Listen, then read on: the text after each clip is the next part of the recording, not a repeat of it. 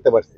4 জন মারা গেছে। মাননীয় উপদেষ্টা, গতকালকে আদিবাসী শিক্ষার্থীদের উপর হামলার প্রতিবাদে আপনার কার্যালয় অভিমুখে একটি কর্মসূচি ছিল, সেখানে আজকে আমি শুনেন, আজকে আপনি মুন্সিগঞ্জের ব্যাপারে আমাকে করেছে, আপনি কোনো মন্তব্য করবেন কিনা? ও তো একটু সবসময় দাবি করে, এটা কোনো শুনেন, একটা হলো আমরা যদি করা হই সেই সময় আপনারা বলেন, আবার যদি সফট হই বলে এত নরম কেন। এখন দুনো দিক দিয়েই এখন আপনারা বলেন যে আমরা কোন পথে যাব।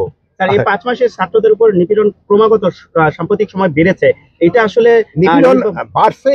জি, বেড়েছে। আমরা দেখতে পাচ্ছি যে পুলিশের যে সাম্প্রতিক গত 2-3 দিনের লোকজন আরো বলো যে পুলিশ নাকি তার মাজা সোজা করে দাঁড়াই নেই।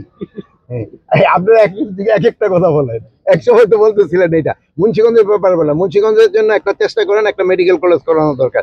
এখানে জরুরি ভিত্তিতে একটা, আমাদের এখানে কোনো মেডিকেল নাই, আমাদের মেডিকেল কলেজ দরকার। এখানে রাস্তাঘাটের আরো উন্নতি হওয়া দরকার। যদিও 700 কোটি টাকা কিন্তু স্যাংশন করে দেওয়া হয়েছে এই এলাকার রাস্তাঘাটের জন্য। এই এলাকার এইগুলির জন্য আপনারা একটুখানি বলবেন।